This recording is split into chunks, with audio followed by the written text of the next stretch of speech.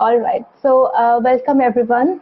Thank you for joining us today in the first edition of our International Deliberation KoloKwi, a global initiative of Kontempore. We are very pleased to welcome those who have been with us for a long time now, as well as those who have joined us for the first time here and are new. This is a historic occasion where we have traced with a global knowledge sharing through this unique event called KoloKwi. Hi, I am Charanjit Kaur and I am the lead industry initiative at KIIT University, which is also the knowledge partner of KoloKwi. KIIT, deemed to be university located in the eastern part of India, is an institution of eminence. Founded by visionary philanthropist Dr. Achyuta Samanta, KIIT ranks 24th in the prestigious NIRF rankings. It has multiple disciplines ranging from management to medical science, social science, technology, biotechnology, and many more under one roof, with more than 30,000 students spread across 1,000 acres. KIIT is one of the most progressive universities of India. Before we begin, I would like to unveil a small video to present the agenda of KoloKwi. Please allow me to present the video.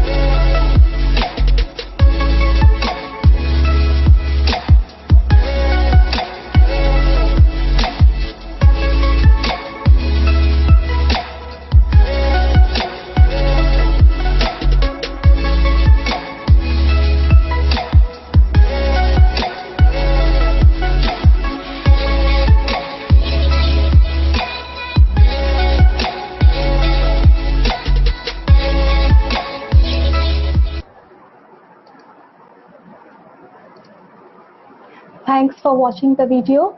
So Kontempore was started in 2018 as a knowledge management platform.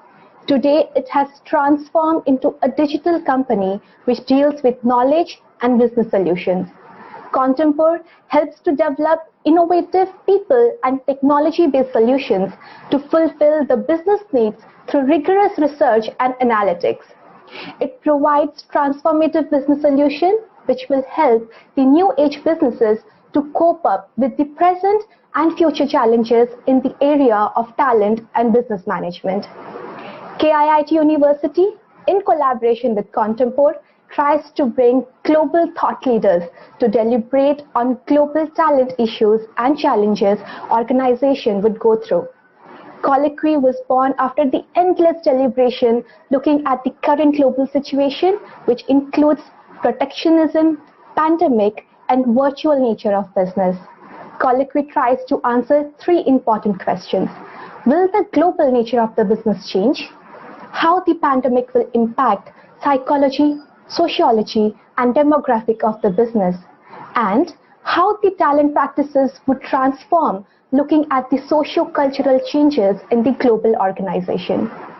Today, we have an amazing panel on the interesting topic, Reinventing Diversity and Inclusion at Global Workplace, where we will be talking about the big trends we need to keep an eye on that would directly impact the work culture. We have with us speakers from various parts of the world like Hong Kong, Indonesia, Singapore, Malaysia, and India. So, I'll take this privilege of introducing a panel. Let me share a screen here.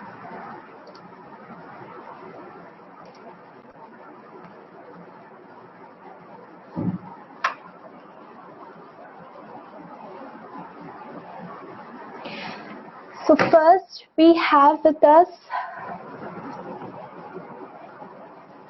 Ms. Angelina Chua. She is from Singapore. She is a strong advocate of talent development and believes in the fantastic contribution people can bring to an organization when they stay highly motivated and taken care by the business. Currently, she is the Vice President, Group Human Resource, Group Data Protection Officer at Yo Hypsen. Next we have Ms. Anjali Menon. She is from Malaysia.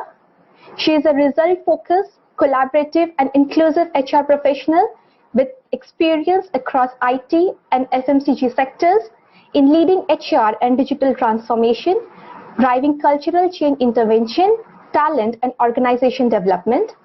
Currently, she is the Regional Head of Talent Center of Competence, Asia Pacific and Sub-Saharan Africa region at Nestlé. Next, we welcome Ms. Mukta Arya from Hong Kong.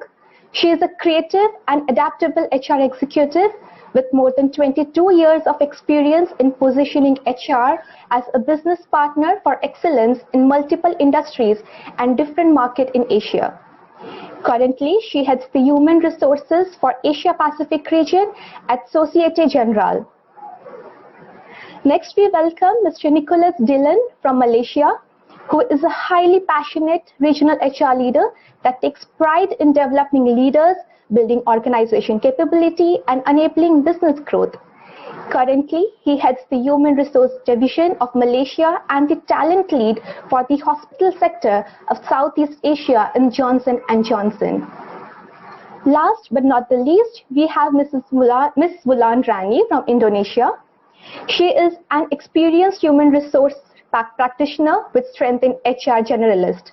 With more than 19 years of career experience, she handles all HR functions such as recruitment, HR admin, and operation in retail and advertising industry.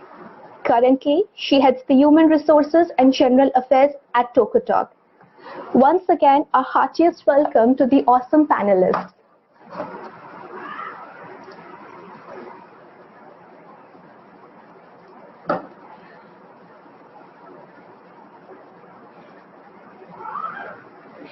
Now, please allow me to introduce Dr. Sanjay Muthal, CEO Kontempore, who will be setting the context of the session.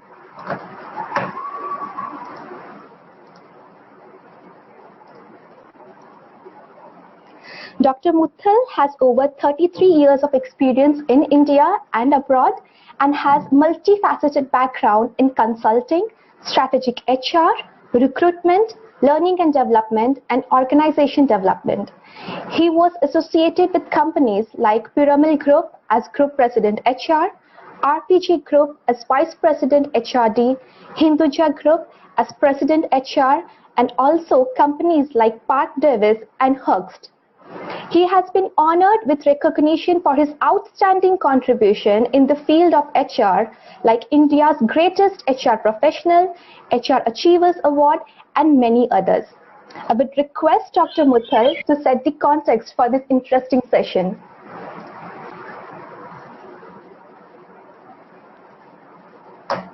Thank you, CJ. Good afternoon, everyone. Good evening in the parts of the world that our speakers are joining today. Extremely delighted to welcome the global panel. This has been my personal dream that we must get perspective from across the globe, and KoloKwi is our first attempt in that direction in terms of getting the global diaspora of experts in coming and sharing their best practices, sharing their thoughts. Best practices has become a cliche now, but sharing their thoughts, churning this pot of subjects that we want to pick it up and make it a very interesting, engaging, and a learning platform. We have been running a series called as KIIT Talk during entire pandemic, and we have covered length and breadth of HR and HR related issues and leadership related issues in India across the panels, from HR leaders, CEOs, CXOs, so on and so forth. But my privilege to have all of you this evening and afternoon to join us from Singapore, Hong Kong, Malaysia, Indonesia, and we have a large audience from India as well as global audience who's wanting to hear all of you. Diversity and inclusion sounds very, very familiar topic. Sounds very, very topic that is being talked about more so in the recent times than ever before. Purely because somebody has made a business case by saying that if you do have a D&I best practices, there is direct outcome linked to your performance, which also means that it helps you create better shareholder value.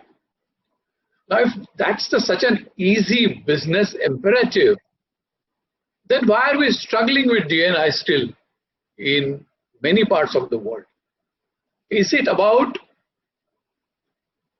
the philosophy of D&I, or is it about being compliant to D&I practices? And I want to differentiate this because philosophy emanates from values, and values are nurtured inside an individual. However, compliance becomes a matter of administration. It becomes a matter of to-do list. And that's the differentiation that I want to bring to the table as I set the context for this interesting discussion this afternoon. Are we looking at globally D&I as a compliance issue, or D&I as a holistic philosophical issues to which organizations are subscribing? When you are compliant, when you become compliant, you follow order, you just stick to what you have been told. When you are being philosophically connected to the subject, when you are subscribing to that subject, then it relates to the emotion attached to that particular subject or a thought. And as we know, compliance comes from this faculty of human being, and subscription comes from this faculty of human being. Subscription are emotions, subscription comes from the heart, and subscription therefore leads to a paramount change that one sees in the world if you subscribe to that value, if you subscribe to that particular philosophy. We have very successful leaders today, have done lots of work in D&I space. Again, diversity and inclusion, people have described in very many different ways, but one that I really like is diversity is about invited to party, and inclusion is about asking a person to dance. And that's what differentiates D&I. Traits and characteristics that make people unique is what diversity is. But behaviors and social norms that ensure people feel welcome in the organization, at your workplace, or wherever you are doing the D&I initiatives, that becomes inclusion. So I'm really, as I said, excited to hear from all of you, and especially during the pandemic, where all our practices, all our paradigms got challenged. Suddenly one small virus emanated somewhere and changed the entire global outlook on everything. And I think the worst impact was on people, their jobs, and therefore how people were treated by leadership in the organizations. And in the D&I space, are we seeing now impact of pandemic as well? Are organizations reinventing their D&I strategy? Are they rewriting their new JDs? Are they rewriting their new talent acquisition philosophy? Are they rewriting their educating employees policies on D&I? What are new things that are happening in D&I? And that's the agenda for this afternoon. And welcome once again all the speakers. And I'm looking forward to exciting conversation with all of you. I also want to welcome the audience which has joined. And some of you would know, I'm extremely delighted, particularly to mention about Dr. T.V. Rao, who is the father of Indian HRD movement. He is here with us this afternoon. Dr. Rao, particular welcome to you. I'm really excited to have you around with us as we converse around this important subject of a global D&I. Thank you. Over to Ashish, please.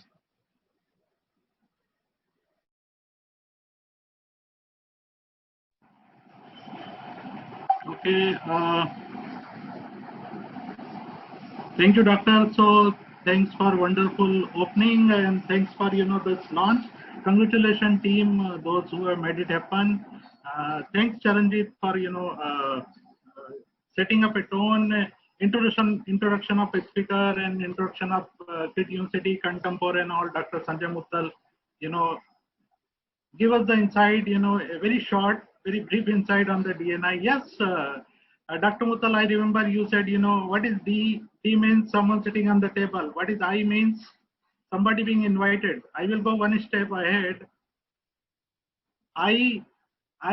So there is one more E which is being added, D&I E. E means equity.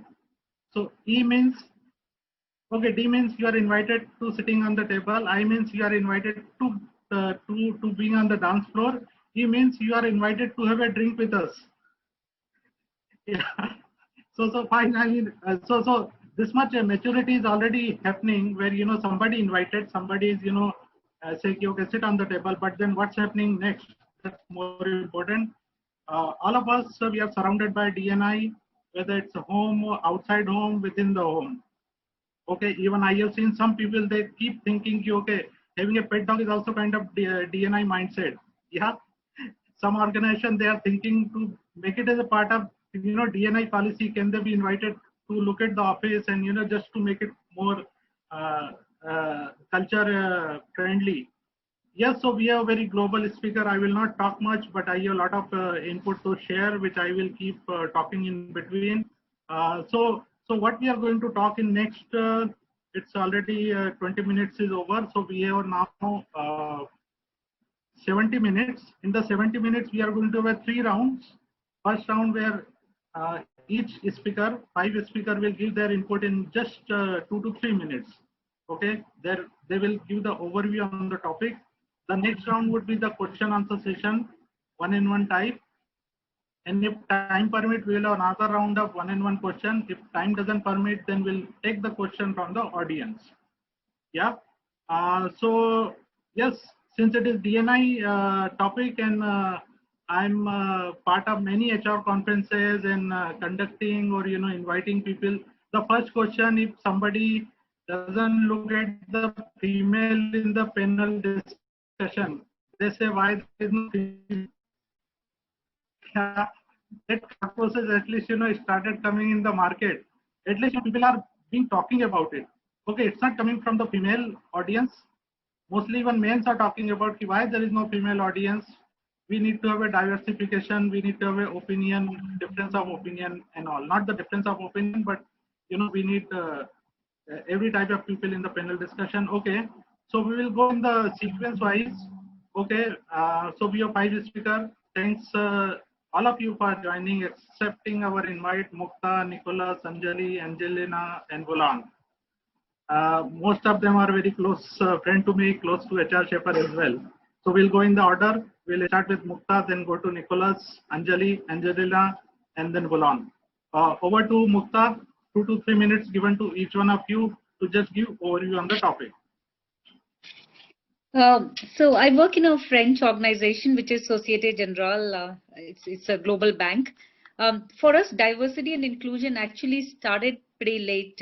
But what we feel is that it is important, and the areas that we are looking at, because diversity is in many areas. You can have thousands of areas where it could be. We have chosen more traditional ones. Why? Because I think we have to start from somewhere. So it's the gender as well as cultural.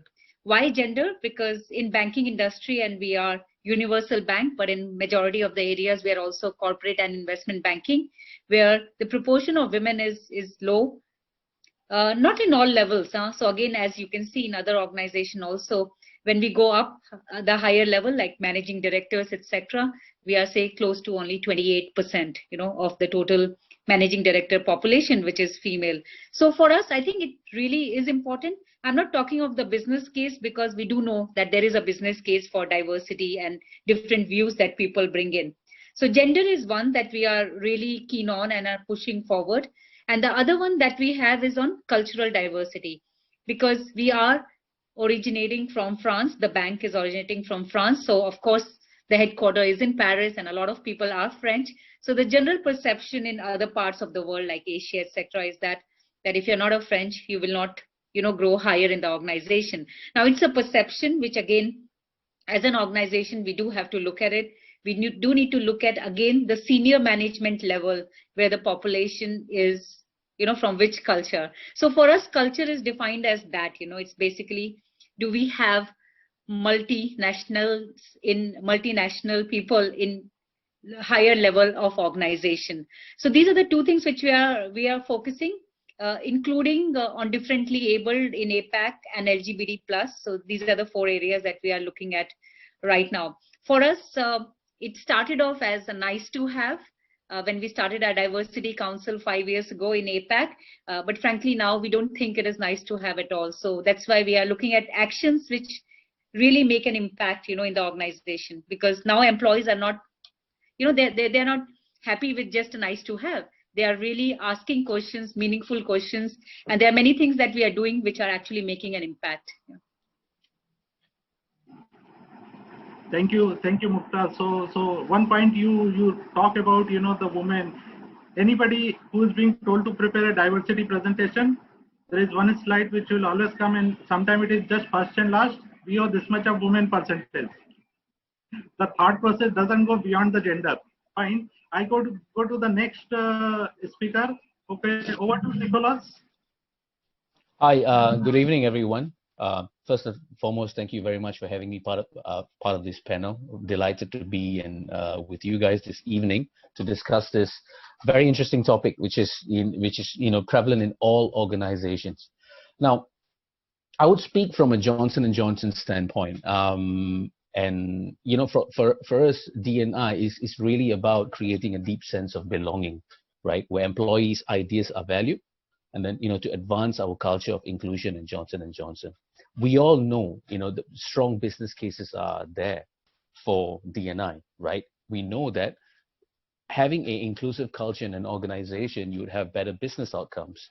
You will be more likely to be more innovative, agile. You'll be high performing, and also you'll be able to meet or even exceed business objectives. We know these things, but I think oftentimes the challenge would be, how do we ensure that D&I is at the forefront, right, and not just a tick in the box? I think I saw a comment in the chat group that says that HR managers in India feel like D&I is an event, right? So how do we get out of that? Really, I think this is where we are coming from as well. And just to take on from the earlier piece, the definition of D, the definition of I. So for us, it's diversity. It's about your unique perspective. Yeah, it's about you. It's about your colleagues, the world that you live in, and it covers all backgrounds, beliefs, an entire range of human experience coming together and being at the workplace. That's diversity. Inclusion is about creating a deep sense of belonging, where you are valued, your ideas are heard, and you advance this culture for everyone. Now, just like my esteemed panel member, she mentioned that in their organization they're sticking to the traditional dimensions of D&I. here in Johnson & Johnson, we decided to intentionally eliminate, all these, I wouldn't use the word typical, but the more usual dimensions, including race, ethnicity, sexual orientation, gender, and more, and the reason is to ensure employees, no matter who they are, they see themselves in the D&I definition. Because we don't want D&I to be focused on the minority, then the majority would feel, I'm not part of this. But in our organization, we believe everyone has part to play and to really advance this culture. So, yeah, over to you, Ashish. Thank you, Nicholas. So the good point I liked about the belongingness. Yeah, we need to make everybody feel that, rather than just having a well-defined policies, but what is the policy execution end of the day, that's more important. Okay, we heard from Mukta from Hong Kong, Nicholas from, Johnson & Johnson. Now we go to Anjali. Anjali, welcome. Over to you. Thanks, Ashish. Glad to be here, and I'm quite interested to know that Professor T.V. Rao is there, because a lot of us, when we're doing MBA, we have grown up with his books. So it's a pleasure to be here speaking when he is also around. So for Nestle, I would say for Nestle, see, the whole demographic of our company is so diverse that this is naturally ingrained to some extent, because we have about 300,000 employees in 187 countries. There are about 177 different nationalities which exist in this company. And increasingly, our employees are coming from emerging markets. About 60% of them are from emerging markets. I won't go to the men-women ratio, because somewhere you preempted that, Ashish, that every time that comes first. So that's a different one. But in terms of diversity, and I like the fact when Mr. Muthal said about how does it relate to the emotions. So that's what our CEO, Mark Schneider, said. They're doing this because it's simply the right thing to do. And that's as simple as that. Diversity and inclusion is the right thing to do. And when we talk about our values, it is about respect for others, respect for ourselves, respect for diversity. So it is clearly relating to the emotions part. And I fundamentally believe, and I think most of us do, it has to make sense to us at a very personal level. And that's what even Nicholas was talking about. And that's where it starts from. So as soon as you come to this company, the first thing you learn about purpose and values, diversity is at the first discussion point. Having said that, how are we trying to do, how do we talk about D&I as an organization? Looking at multiple aspects, saying the culture where it comes to the employees. The second piece is the society where we're operating, because we truly believe inclusion is not about just our employees, but even when we have our distributors. We have the society we operate in, we have farmers, cocoa farmers where we procure stuff from. And the inclusion of how we include their development as well as an organization, that's also a piece of inclusion, and how employees volunteer to make that happen. Last piece on the innovation, where our products need to be useful to diverse set of consumers globally across. So it's not only about employees, it's about the society we're interacting with, and also about how innovation is triggered in terms of catering to diverse set of people. Now, coming back to the part of internally, what are the different aspects of diversity we look at? We are focusing on gender balance, very much as Mukta has said. Whenever a company starts, and whenever you start, you always start with gender balance, and that's pretty obvious. But how we have expanded hugely because of the diversity we have, and we need to have it to cater to the business and ensure our business is prospering, is about generations now. Different cultures, disabilities, and LGBTQ. And what we also believe in is everything is not uniformly applicable. Different countries have different contexts. And I have been currently taking care of Asia Pacific and Sub-Saharan Africa. I see those variations. So we have an umbrella of saying this is how we operate as a policy across various aspects. And then you decide what works for you. So as an example, I would say that we launched this parental leave policy in 2019, where we said that the primary caregiver has 18 weeks and the secondary caregiver has 4 weeks. These are the minimum standards, right? And why we said primary and secondary caregivers? Because we don't want to gender stereotype the role. So in countries where you have same-sex partners, they are not deprived of these policies, and they can take care of their family.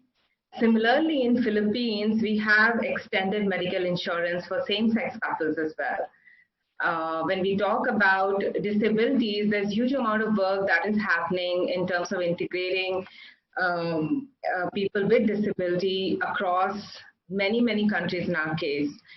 And the progression is at a different pace. Why we are looking at everything together? Because we do not want people to feel excluded in any way. It's just about inclusion, saying that this is the way we operate and this is what we are going to stand for. So that's in a nutshell what we have been doing. A lot of initiatives going across, a lot of traction gained in the past few years. Huge focus on inclusion and belongingness, and that's what is helping us to cover all the aspects together. Cultural diversity is becoming a very important aspect for us because emerging markets are a huge focus, and that makes a lot of business case for Nestle as well. So that's pretty much, and we can continue the conversation as we move across. Yeah, thank you, Anjali, and everyone. Again, I would say we are lucky to have a global speaker, global views in our launch session. So we heard from Hong Kong and Malaysia, and obviously they are globally traveling, managing a global operation and all, managing a global workforce. So great to have you once again. So now let's go to Indonesia, then we'll go to Singapore. So I'm looking forward to hear from Bulan. Hi, so very Hi, nice Bulan. to meet all of you here. I hope everybody is healthy. I know that a lot of things that we can discuss today, but yes, when I'm talking about the diversity itself, that in Indonesia itself, if I have to explain that we have more than 1,000 ethnic groups. The country has like a lot of culture, different tradition, and that it's like already part of our daily life, actually, to be honest. So comparing to what I have on my own on my company now, Tokotok, actually they had the headquarters is at Korea. So of course we have like a different approach, different culture, and different values that we are appreciate and we believe in. But what we have inside is we managed to build like a very strong environment that highly appreciate both culture and also make it like become part of our values that the company and all the leaders believes in. So if I might all of the speakers has already explained how we need to be like really blend and really understand how us as the leader of the company helping the team to feels and understand that diversity and inclusion will be very important for us to move forward. So what I need to highlight from my point of view is the most important thing for us as a leader is how the leader walk the talk. So it's not only about setting and then talking about everything in written, planning and everything, but us as a leader really walk the talk, really show that we accept the diversity. We can show it to our team how we act, how we show the values of the company during our daily conversation with the whole team. I think some things that I can really highlight is on that part only. Ashish, thank you so much. Thank you, Bulan. So yes, walk the talk is very much important. Before I forget, Anjali, you were talking about leaves and benefit. Why maternity leave should be called maternity? Why not family leave? Because the entire family celebrate the moment, right? It's not only one person. Yeah, So that's some company. True, that's why we call it parental leave. Yeah, True. It's a small thing, but let's do it differently. It just makes a mindset people need to hear. Okay, so we go to Angelina, the last speaker for first round. Over to you. Thank you. Hello, everyone. It's very nice to be here. Yeah, for me, I'd like to share that I think diversity itself is really something that I think most people are aware. However, I think diversity does not, in itself, does not create inclusion. We have to be rather deliberate in creating an inclusive environment. And what I mean by that is that it's probably good to have a design in the workplace to create the kind of environment that make people feel that they are included. And this environment itself also need to be nurtured and supported. So I think in the diversity topic is important to really be intentional about it. And in terms of hiring, we do practice non-discriminating hiring practices, and in the sense that we are very careful about crafting. We craft our recruitment ads, when we craft the JD, we remain open-minded about the type of candidates whom we want to attract. That's the other area that we focus. One more area that we focus is really on women leadership. In our organization, we are at about 50-50, so 50% of our leaders are female and another 50 are male, and at one point in time, actually we had more women leaders. And the other area that we look at is also on really embracing diversity in terms of having older group of workers versus the younger ones, the millennials who are coming out to the workforce. So we have 5 generations working across our organization. And when we organize activities, when we look at our HR policies, when we look at our benefits, we actually have to consider the white group, because obviously some policies are not so attractive to the younger ones, and those that attract the younger ones obviously don't attract the older ones. So it's really quite difficult to have one size fit all. So we have moved away from that. So instead, we are moving towards a much more flexible benefits model.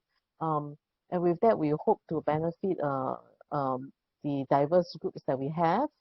Yeah, that's all I have for now. Thanks.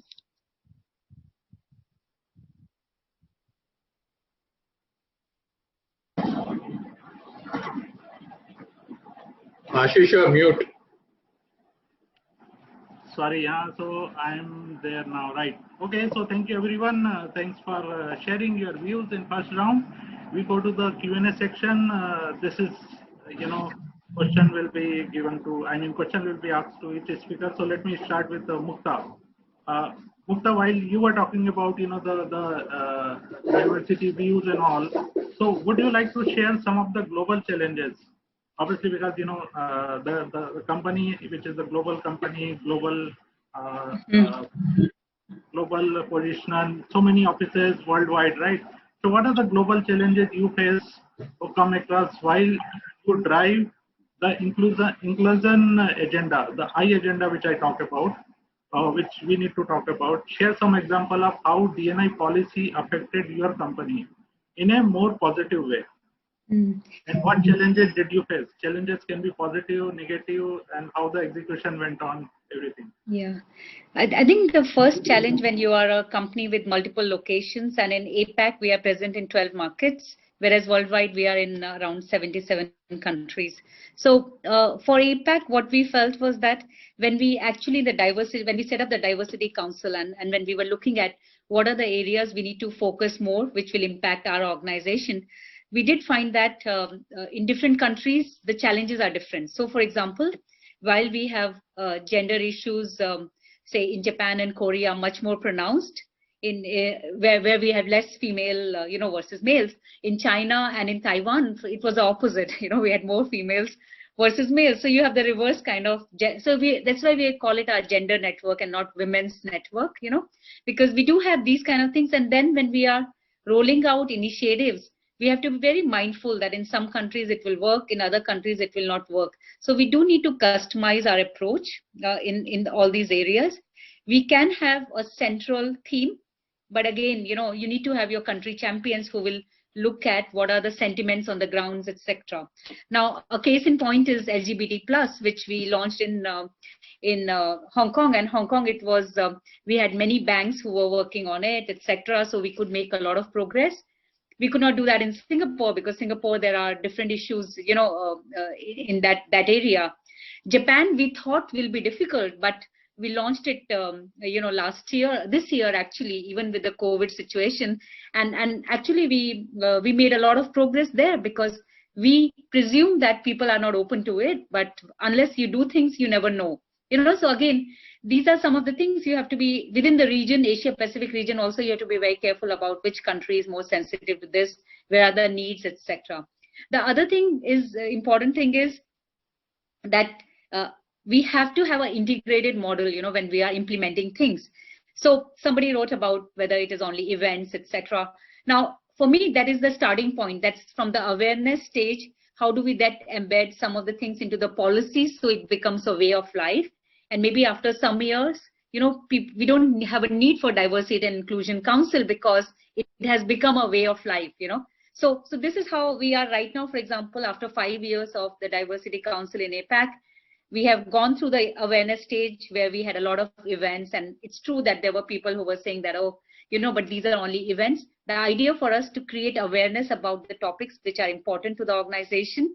And at the second stage, we actually had our policies which were modified according to the needs, So for example, the parental leave, which Anjali was talking about, we increased that. We have adoption leave, we have paternity leave, which was increased in the countries. Of course, we have not gone to the level in some banks where maternity and paternity leave is similar, the number of days is similar. We have not gone to that stage, but we have made a lot of progress from 2 days to 15 days, for example, for paternity leave. So those are the things. And then, for example, when we have promotions, do we look at the balance ratio? Do we actually proactively, push for certain talents who are minority, for example? Because what we believe is that, if in the beginning, if you don't do it, if you don't force certain things, so I'm not a believer of quota, but I think in the beginning, you do need to force certain things and then it becomes a way of life. So we are at that stage now where we have embedded our diversity and inclusion things in our recruitment, in promotions, in development of people, in things like sponsorship, which our senior management are fully involved. We have 22 MANCO members who have committed to take 2 sponsees who are either female or international profile. Now, again, coming to Nicola's point that they don't discriminate in terms of whether it's race or gender, etc. Now, it's different for different organizations. For us, for SocGen, this is important. We really want to have more female or gender equality at senior levels, within certain departments. For example, global markets, which is and financing, as well as in IT, for example, where we do not have that parity right now. And international, I spoke earlier that we do want to have a cultural mix, because at this point of time, we do feel that we have a lack there. So again, for me, diversity and inclusion is very specific to organization, to the culture of the organization, to what we are facing, what phase of growth we are going through. So I guess for everybody, it will be different. Ashish, can I jump in? I want to ask next question to Anjali, if you permit me. Anjali, yes, sir. Carry on. I wanted to ask you that D&I, especially in the global ecosystem, because a lot of D&I practices are culturally rooted to the geography of that particular country. Right. Does that, so in terms of standard MNC policies, do you have to customize that to a country, and do you have any examples of such policies, if it were? Thank you so much. Thanks, Mr. Mukul. Absolutely, you're right. Because what we try to do is we try to provide a minimum framework which we believe as an organization we need to promote. And I'll take 2 examples. And I think just to clarify, as I said, we were looking at the cultural piece, we are looking at gender, we are looking at disabilities and LGBTQ, all the 4 aspects. And this is because of the size and the magnitude of the organization. And it's not that it happened overnight. It's been a journey of 10 years where we picked up various pieces. Now, when it came to gender, again, as we heard my co-speakers also speaking, it was a journey where we realized it's not about women or men, it's really about working together, and different countries have different frame.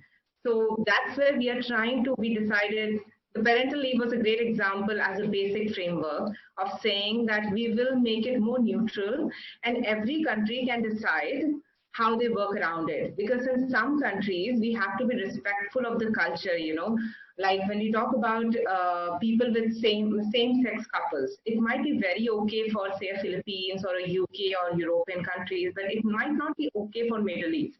And it is absolutely fine, because we need to respect. The first point is of respect for others, respect for the society. We have to respect what is applicable there. So we leave that freedom to the country to design. We say, okay, we are defining as a gender neutral term of a primary caregiver and a secondary caregiver. And now you decide how you want to interpret it. That's one example. Now, when we came to the disability piece, what we did is we designed a global self-assessment procedure from which every country can benchmark and say the level of inclusion and type of inclusion they can have for people with disabilities. And then every country went about it on their own, how they want to take it forward. So this is what we try to do in Nestle. Essentially, we try to provide a minimum framework, which is usually in line with what UN describes. And then we implement basis the legislative, cultural practices of the country as it is required. Yeah. Well, thank you so much. So there is a something called as minimum government and maximum governance kind of a framework, which is very interesting.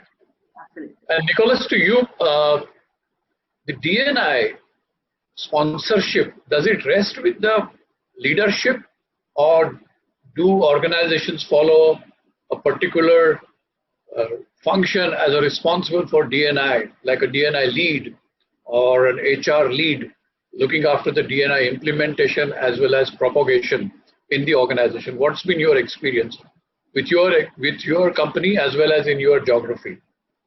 Yeah, so thank you for the question. Now, with regards to Johnson & Johnson, obviously, first and foremost, the leadership, the top leadership will have to understand the importance of DNI, right?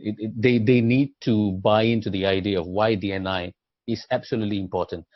DNI has to be treated as a business imperative.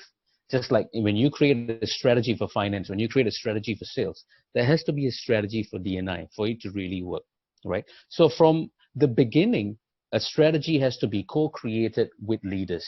Now in Johnson & Johnson, the DNI office really reports into human resources and also the CEO. One of the reasons why it reports to the CEO dotted line is because of to ensure that the leadership support is there, right? HR, yes, we drive it, but really it's embedded in a DNI network that a large organization has to create. We've been fortunate because DNI has been part of our moral code since 1948, right? So it's been a while, but over time, the understanding of DNI has evolved. So each time it has to be refreshed, and how you make this possible is really by a structure that is very specific in focus on driving this agenda, right? But really, this structure is part of the ultimate large network that we have in a large organization. And obviously taking local nuances in consideration, right? Just like what Anjali mentioned as well. Local nuances has to be taken into consideration. The respect has to be there. Like, you know, an open and out initiative, right? To recognize our LGBTQ colleagues. Just like what Anjali mentioned, we need to, in Malaysia, it is difficult for us to drive that piece because, you know, it's a Muslim country and it can be offensive. So we need to take into these considerations. Thank you so much. Angelina, wanting to come to you now, wanted to check with you, or how do global organization MNCs help remove biases in the system? But there are inherent biases we have as human beings towards many of the diversity and inclusion agendas. So what kind of strategies one deploys to remove the biases? And just extension of that, would you really think that one day we will see a large corporations being headed by some diversity candidate, LGBT candidate, or somebody physically challenged kind of leader? Will we see that happen in near terms? Thank you. Okay, thank you. So I think biases are sometimes very deep-rooted. It can be quite hard to actually tackle this. So I think having established a strong culture is important. For example, it has to be built into your daily work life, your way of work. It has to be that way. Otherwise, it will be quite challenging to address. So first, start with the culture piece on really having certain sets of value that guide our ways of work. and also to have institutionalized some of these important policies, especially when it comes to hiring. What are some of the hiring practices? Are we deliberate about hiring LGBT kind of candidates? I think that is something that we have to address them right from the beginning and have it embedded into the culture, into the policies. So I think this is something that I feel that is personally feel that is important to drive, because sometimes the leadership may have great ideas. They are very open-minded. They want to make this, really something that is a part of the company culture. However, it is always the execution piece that is challenging, and not necessarily thoroughly understood by people at the working level, people who are on the ground, people who are the hiring managers. So I think that kind of having that skid level discussion, having regular dialogues about some of these practices are important. How do you create an engaging workforce? Getting their views on some of this is also important. When you tell people that, okay, let's hire a physically challenged candidate, but we look at ourselves. Do we have the facilities? Are we ready? How can we help these colleagues along the way? So I think having the kind of policies framework and giving people help to help them to understand what are some of these really, because if you don't get close or you don't know people who are physically challenged, I mean, you don't know how to take care of them. So I think having such policies, and giving that piece of guidance to people to embrace this group of physically challenged individuals are important. That's one. Of course, having that strong support network for this group of people are important as well. I'm talking about the point whether will we see someone who is LGBTQ being a leader. I think personally that is definitely something that is possible. Now, I think the only challenging part is about the physically having physically challenged candidates.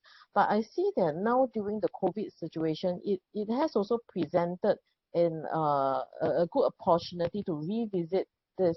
Why? Because I think a lot of companies, big MNCs like Twitter have announced that, they permanently allow employees to work from home. So a lot of these physically challenged candidates, they do need some aids to help them in their to do work or to move around. So if they are, being able to be given that opportunity to, work remotely and work from home, then I think this greatly reduce the barriers for them to really have a good job. So I think COVID in itself has disrupted the way that we work. It's presented a new normal, new ways of working. So this has also, in a way, I see an opportunity for the physically challenged. Thank you. Well, thank you so much. Thanks for those inputs.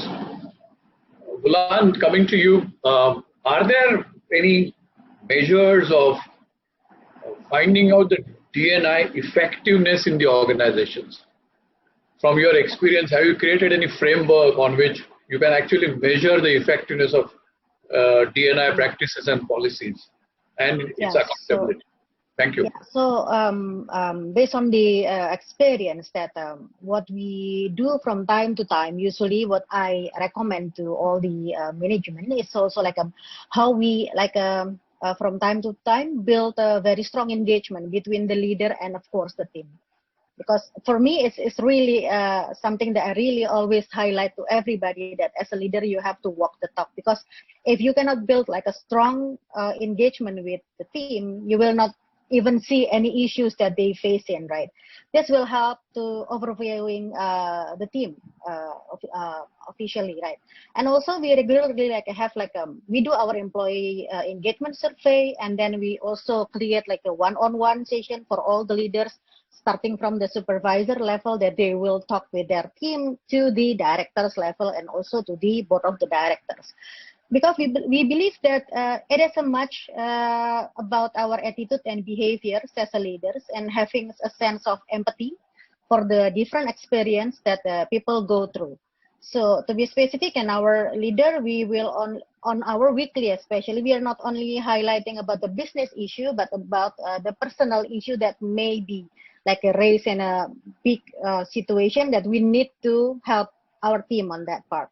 So in HR part also, because in Indonesia, you know that with the background that I mentioned before, it has already become unwritten rules that how we did not make like any limitation the way we communicate representing the company in recruiting and then approaching, and also how we retain the employee. So it is not supposed to be like talking about their gender, their age, their ethnic, their limitation. Then so even our government also appreciate that. They really highlight like when they release any policy regarding the human resource and in Indonesia, it will be really specific, saying that we appreciate everybody. Every human being in Indonesia has the right to find the right job, to find like get the opportunity to go, even though they have limitation on their side.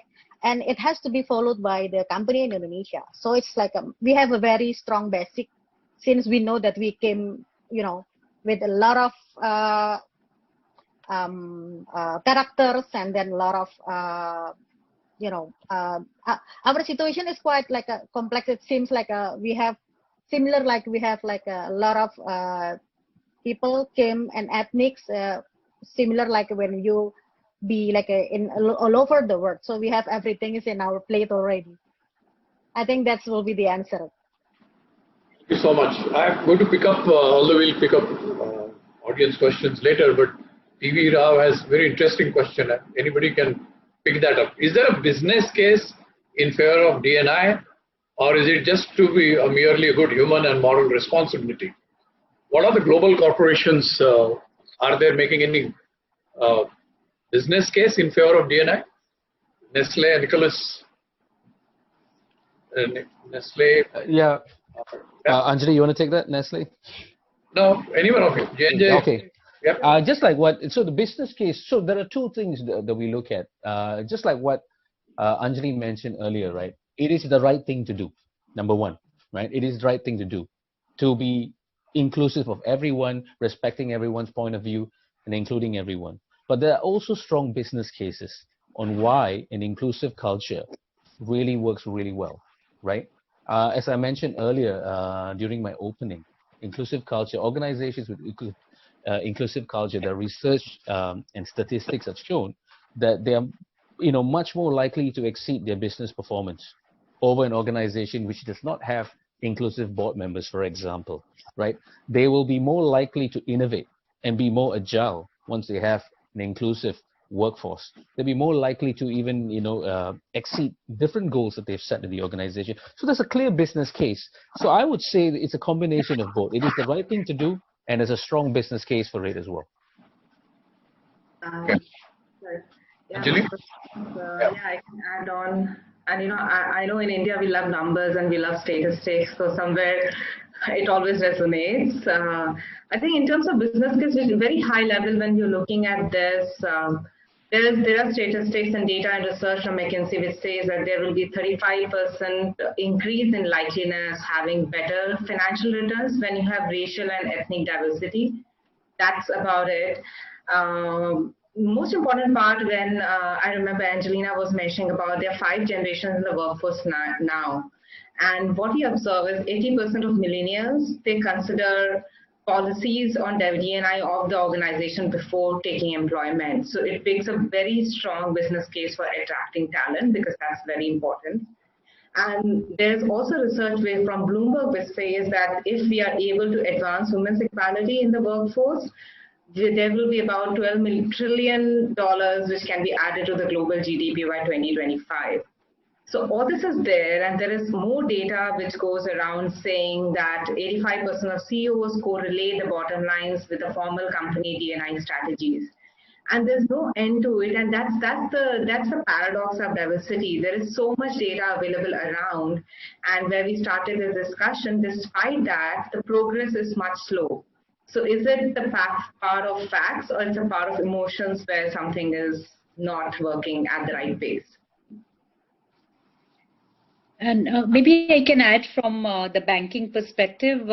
So we did look at and what what Anjali and Nicola had mentioned about that if there diversity in boards, but also we have seen some of our clients when they see diversity in our sales team, diversity in our financial engineers, diversity in some of the other things, then they are more open to doing business with us. And we did see it in some of our the energy companies that we were dealing with because we are financing them. So I think it is there now. If do we have a real numbers, return on investment, etc. on diversity right now? That I don't think we have measured yet because it's still in very small numbers. But there is definitely a case because some of our clients, for example, some of the businesses have said that they're not going to do business where there's no diversity, as Nicholas mentioned. So for us, I think we are seeing that trend much more. We have also seen much more for us that in departments where we have diverse population, different nationality, gender, etc., they come up with different ideas, and that we have actually seen tangibly. Whereas we have certain departments where we have people from the same engineering schools, which are very good, by the way, in France. They do a great job, etc. But again, the kind of products that come out are of similar kind of, because they all think similarly. Yeah. So we do see that in our day-to-day life. In our management committee, we have people who are from different nationalities. Gender is still an issue, as I said earlier, for us, but different nationality, it does bring a different perspective because really, I mean, the education that you have, the country that you come from, where you are brought up, etc., it does make a huge amount of difference in the way you think. And all that actually is quite important for the organization to have that kind of different mindset. Otherwise, we all have herd mentality, and then we all end up doing the same thing again and again, and then not become great, So we may be good, but we don't become great. Thank you, Mukta. I wanted to ask you, you spent initial many years in India and now last 10, 12 years, I think in Singapore, Hong Kong, Singapore and back to Hong Kong. Yep. I'm wondering, culturally, did you notice any difference? I mean, do you think Southeast Asian countries are naturally inclined to accept DNI agenda much naturally than India and or vice versa? Do you think there are any differences culturally? Yeah, I mean, frankly, when I see from the surface, when I was in Hong Kong, I would only say, for example, interact with my Singaporean colleagues from a distance, and I would find it was very different, But when I actually worked there, I could see the different layers which are there. Yeah. Now in Southeast Asia or in Singapore or in Hong Kong, they're very cosmopolitan, so they're used to different nationalities, being together, etc. But there is still a major kind of culture which is prevalent, and then you have the minor ones which click together. So just to give you an example, in Hong Kong, you have people who are friends with everybody else. But then, for example, like you were talking of inclusion, I'm invited to a party, but am I, for example, asked to sit at the table or have a drink together, etc. It takes time. For example, in Hong Kong culture, it took like 2-3 years for me to have friends who are local. Who are Hong Kongese or who would invite me home, etc.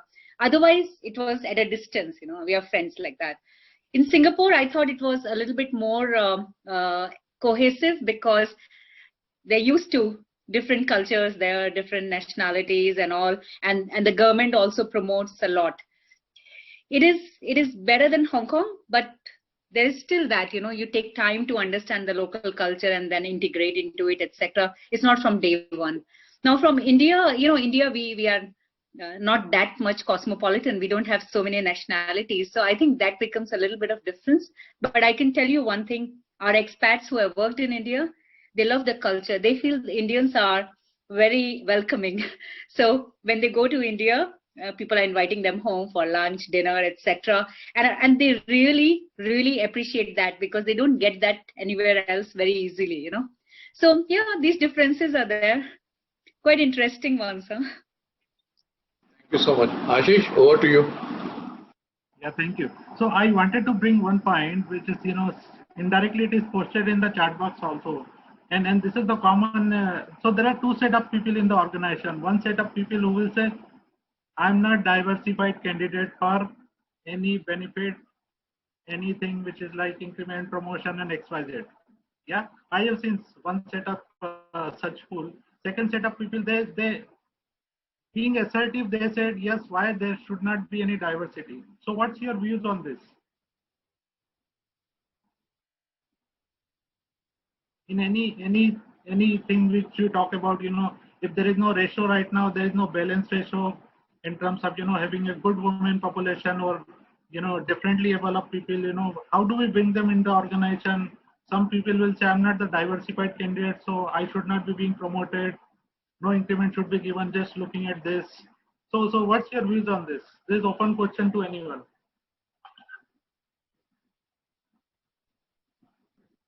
Sorry, if I get it right, your question is essentially about why an individual should consider diversity important. Is that what you're asking? That is one. And some individual, they say, Anjali, that I'm not diversified candidate. It should be based on the merit. I have seen some of them saying. Yeah, it's not a diversity hiring. Yeah. Let me put it very bluntly, that's what you want to say. It's quite interesting because all of us are diverse. So fundamentally, we are all diversity hiring. So anyhow, that's a different story. But so first thing is that why diversity should be for the individual, because very clearly speaking, when you see, especially with the COVID scenario, we have realized that we are working with people we are not able to see, we are not able to meet and interact with.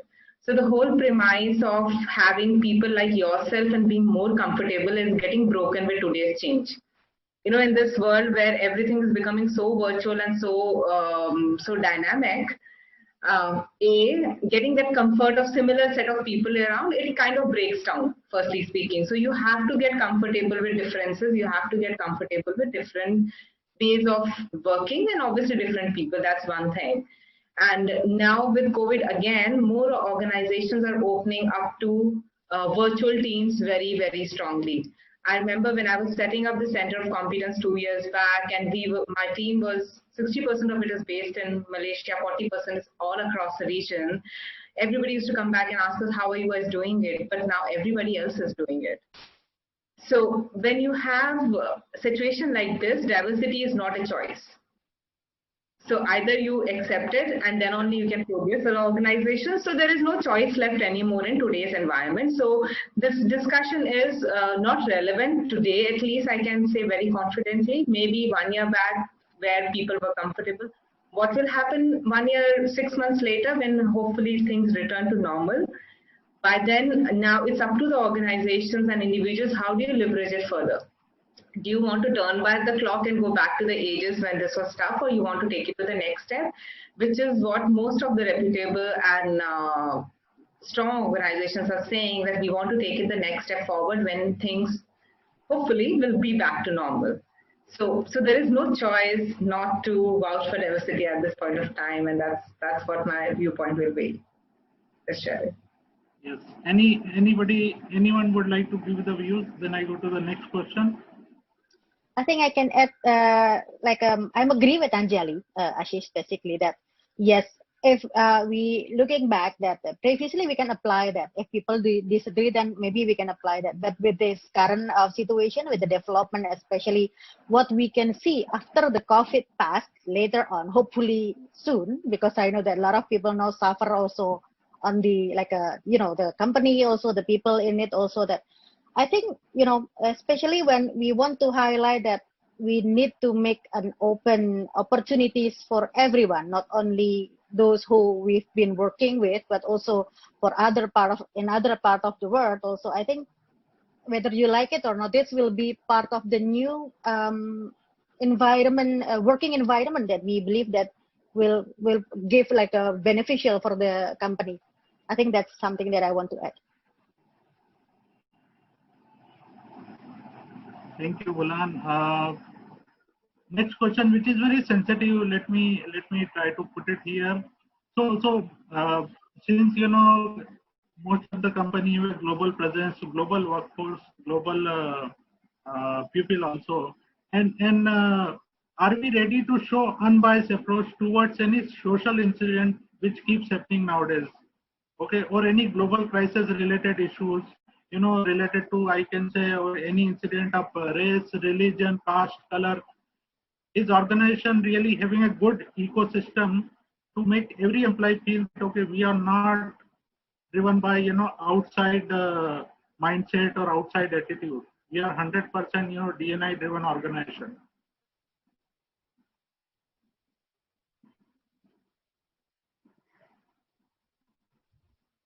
I would say Anyone? that I would say realistically it would have an impact with all organizations, be it large or small, right? But that's why having a DNI culture, an inclusive culture, has to be embedded in the roots of your organization. It has to be part of your DNA, right? And then for us to constantly remind ourselves that, look, the culture within the organization is so and so, right? But also giving opportunities for employees to openly speak as well in terms of what they see, the unfairness of what's happening out there. So transparency and openness is very important, and to allow leaders in an organization to make mistakes while giving feedback or sharing their thoughts, right? In topics which can be very sensitive, for example, culture, ethnic group, religion, and things like that, right? But giving individuals that openness and the belongingness to say what they want to say and offend people, but at the same time, after offending, be open enough to take that feedback. These things happens in a lot of organizations, but we have to consciously talk about it and not sweep it under the carpet. Yeah, right? for example, Openly recent, Nicholas, I 100% agree. Recent case, cases, 2-3 example I can pick up. The France example, recent happening. Then the Black Lives Matter, which is of the USA. So somehow, see, we always have some set of population belonging to this race, religion, caste, color, right? Somehow they feel very secure, insecure. So that's how, how do we build up a ecosystem? Good. We are open for a Q&A. Anybody who would like to unmute and ask the question, please come up and just see whether you are right to unmute yourself.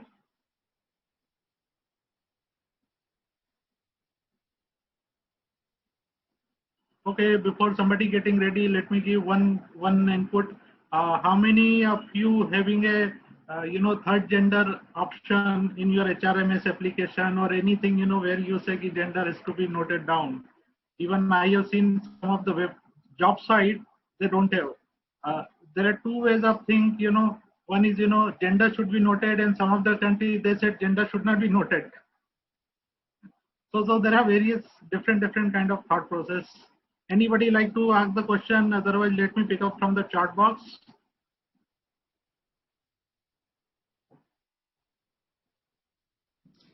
Hi Ashish, this is Ashutosh.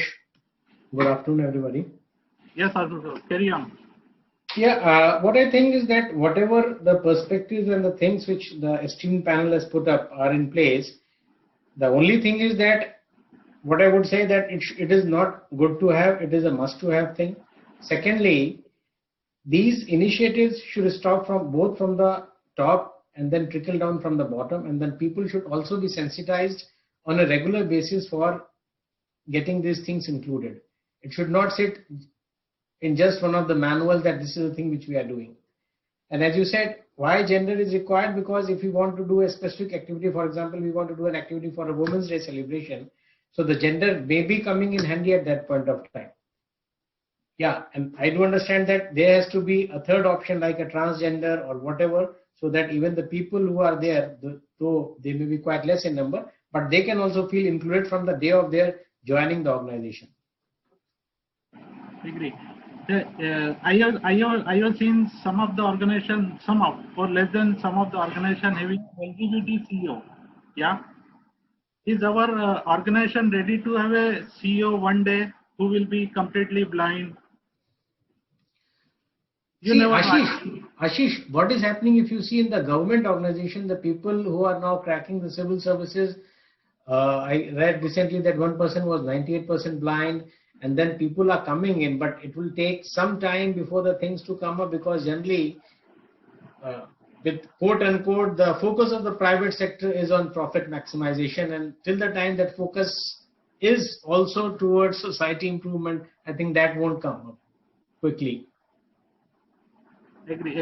And it reminds me of another incident where I was part of the meeting in the previous company, and fire drill happened suddenly, and one of the delegate was differently able, sitting in a wheelchair. Suddenly fire drill happened, everybody started running and nobody looked after him. So it's very small thing, but somebody really need to look into. I pick up one question from question box.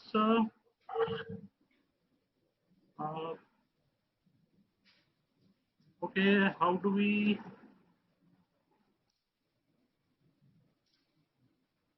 Sorry, I'm just looking into question. Anybody like to unmute and please ask the question? Yeah, okay. One question I can say: when company is setting up an operation outside, it is always being assumed that the people in the leadership should be either from the same country. That's one of the thought process always there. Do you agree with this? Because one of the examples given in the chat box. I think the people should be from different cultures so that they bring in a lot of inputs, innovation, and diversity in the thought process.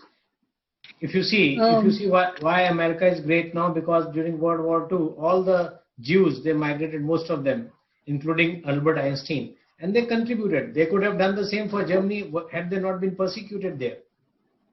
Any views from the speakers, please?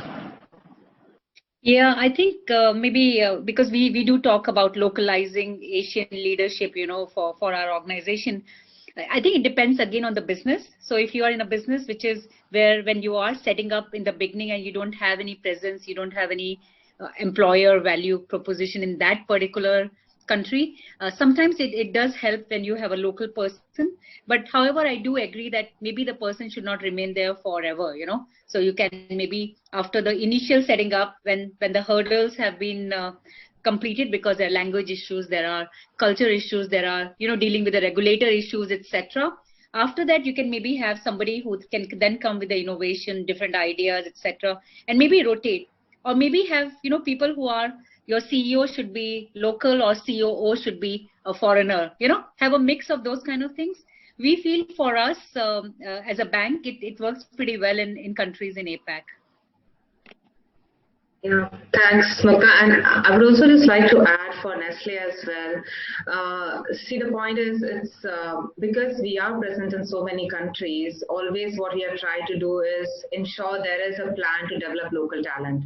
So when we are looking at succession planning, so today it might be that exactly what Mukta was saying, that you have opened in a new market. Let's take example of Myanmar. It's a small country, it's coming up, and maybe initially you start with a management which is from other parts of the APAC. We're not saying Switzerland here, we're still saying Asia. And then the management is responsible to groom local talent. So it is a responsibility so that you have a good mix of local and people from other nationalities. And it's not the headquarter necessarily, it can be from a similar region. And that forms a part of the talent management strategy at Nestle. Like in Nestle South Asia region, our CEO is an Indian, and pretty much. And so and if you say the talent of the local market itself is very, very strong, then the endeavor is always to have maximum amount of local talent. The other part we should not forget is in a global organization, when we get people from different nationality, they also get exposure. It's a part of developing them. So, to have a more global organization, these are a part of the talent management strategy and how does it fit in together. But the intention is to develop a local talent, which definitely should be the case. Thank you, Anjali. One question picking up from the chat box, that how different will D&I efforts should be there for a small and medium-sized organization? Should be different, shouldn't be different?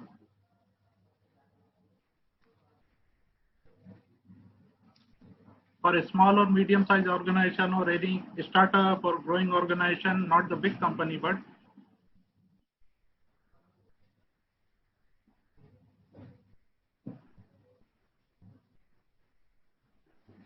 okay, we will come back on this. Okay, another question I can think about is with the gig model coming, obviously in the Southeast Asia market, gig model is already there. While COVID has pushed a lot of digitalization, gig model, virtual, work from home thing, do you see any changes in D&I strategy, D&I hiring, D&I model just because of this? Has there been any change because of the COVID? I would say no, because frankly, it's just the mode of delivery which has changed for many things. But the real issues, apart from the 2-3 months, which were like crucial kind of things for COVID, I frankly think it has not impacted us that much. We still continued with the programs that were there. Our business was running anyway. So I would say that it has actually not impacted that much. It's the intent which has to be there, and then you find ways to do it. And Ashish, I think if I could add, I think during this pandemic, at least large parts of the organization, we've seen how the culture of inclusiveness has really helped the organization to navigate through this pandemic, right? Where you have people who are needed as part of crisis teams here and there that come from different backgrounds, functions, sectors, and whatnot, really pulling together, working together, and sharing ideas, and then to address many different things. So I guess, to a large extent, COVID has helped us see, at least, how inclusiveness or diversity can actually be of great help and importance in an organization. Mm-hmm. Yeah, if I may just add as well, I think to Mota's point, I think it's something that has come out in this COVID situation is really empathy as well as compassion. It has really come out very, very strongly. We see that people really also look at, besides embracing D&I, how about the mental health side of things? Because a lot of people have been stressed out in this COVID situation. We have people who are affected somehow in one way or another. So this empathy and the compassion values have, we've seen that more people are actually displaying these values. And in this aspect, we are also seeing more support the companies are giving to the employees in our organization. We are also organizing workshops that facilitates, not directly telling them that this workshop are actually going to help on their mental health, but we have, because we don't want them to be stigmatized, and not attending these workshops. So we have psychologists coming into the organization and actually to talk about, things that will help them to discover themselves. So these are some of the things that we are doing. Yeah, just to share. Thank you so much. We will go to the last section, which will be just closing remark. But before that, I want to say one thing. Behind every successful man, there is a woman. Behind every successful woman, there is a domestic servant. Behind every successful D&I workforce, there is a good organization ecosystem. Yeah. So thank you so much for joining. I hand over to any one of you, 5 of you, to give a closing remark, and then we'll hand over to Dr. Sanjay Muttal and Charanjit just to do a vote of thanks. Anybody can start as a closing remark. So, I think I would disagree with you on behind a successful woman in domestic help. I think behind successful women are more women and men as well. Let me just correct you there, because I'm personally very passionate about, and this is a challenge, and this is the closing remark I would like to leave with, because I've seen when women have taken, especially international careers and globally mobile careers, is often their spouse who has supported them, and we are not acknowledging, especially in Indian context and Asian context, not only Indian, we do not acknowledge enough the spouses, and that does not let us have men as supporters and promoters of D&I, and which is a big issue. So we need to appreciate men who do that, and I appreciate my husband all the time for that, personally, and that's how you will have more women in the workforce. So that's Anjali, that's a good point. I will change it to domestic help, which can include everybody rather than domestic servant. Yeah, thanks. Okay. Ashish, you better agree that behind every successful woman, there is definitely a man and a woman. I think I'll agree with the speaker on this. Domestic help, तो आप expunge कर दो इस पे. Yes. Okay, yes. Next one, who would like to go? I would go. So, folks, I think, when it comes to diversity and inclusion, it's a journey.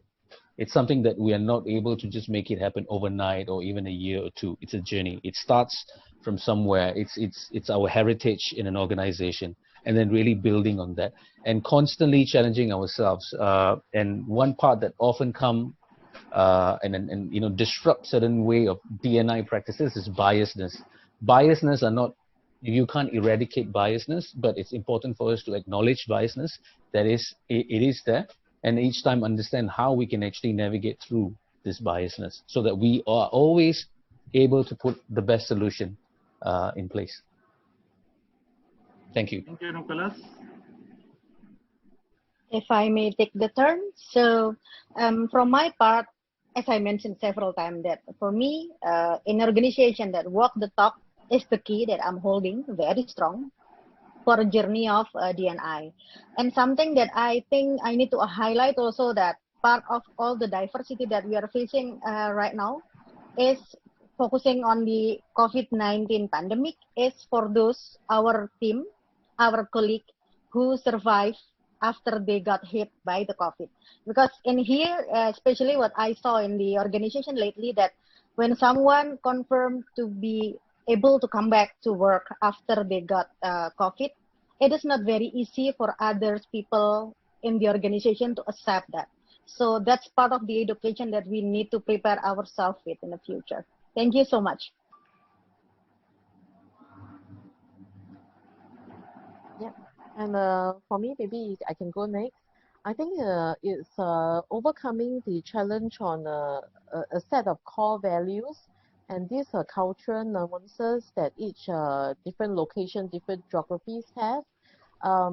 It's not something that we can do overnight. It's not something that we can have an immediate achievement. What we can do is to really start somewhere, start small, really dream big to get there. So making D&I as a part of our daily work and part of our core values is important. So having that embedded in our way of life will be something that I think it will be something that is good for us to start somewhere. Yes, so last is And maybe, yeah, so for me, I do think that diversity and inclusion, even though we say that it should start from the ground, I really believe that it actually starts from the top. What Wulan talk about walking the talk and really having people, leading by example is really important. So you have to have sponsors who are in senior management and then who can influence others. And then, it cascades down. It has to really come from there. Otherwise, it doesn't work. That's what we have seen in our organization. And we still believe. So that's why our senior management is part of the Diversity Council. And we actually we have their objectives. One of them is related to diversity in their operational objectives, because we do feel that it will make a difference if they make the first move, Thank you, everyone. Really enjoyed this conversation. Mukta, Angelina, Wulan, Nicholas, Anjali. There is so much more to do in this space. Is one big learning. Organizations are getting more committed to this agenda is the second learning. The third learning is the sponsorship has to be at the apex, else the agenda will be good to have and it will fail. As we have seen many times in CSR, similar thing happening. And the last learning from the panelists that I have had was customize your policies to akin to the culture of the country, because some of these are pretty deep rooted in the cultures of respective countries, and therefore for a broader compliance or broader agenda, customize it to the country's culture. The fact that we are discussing D&I today clearly goes to show that we are not enough diverse and we are not enough inclusive. That's a real fact. The attempt is now to go there. But my own feeling and my own subscription, my own very strong belief is, while organizations will do what they need to do, because they clearly see business outcomes far superior, but this agenda must start between us, between the families, between the parent and a child, between the ecosystem that we live in the schools and the colleges that we go, the teachers that we learn with, because this is a far-reaching, very broader implications agenda. If we get enough diversified, diverse and inclusive in our own thinking at home, probably it will reflect in the work that we do at workplace. And if collectively all of us are enough inclusive, we may not be required to create a different agenda called DNA agenda, because we will naturally be so even in our organizations, and even therefore our organization will be naturally so. Thank you very much. I think it's a powerful theme that we have had. I really enjoyed having all of you here. Thanks for your time and your views, which we really liked. Thanks to the audience from global audience. I saw a friend from Canada waking up at 5:30 a.m. I saw a friend from Netherlands, so on and so forth, coming on this discussion. So it's really, really amazing to have all of you. And as I said, we have just began the journey in different parts of the world on D&I. Some of us have advanced in the organization. Some of us have taken baby steps. But the good news is that we are awakened to this issue, and hopefully, and I'm sure, we will reach where we have set out ourselves to reach. Thank you very much. As I sign off on behalf of Kontempore and KIIT University, thanks for being here, and all of you stay safe. Audience, you too, take care, and God bless. See you. Thank you. Bye. Thank you so Thank much. you. Bye-bye.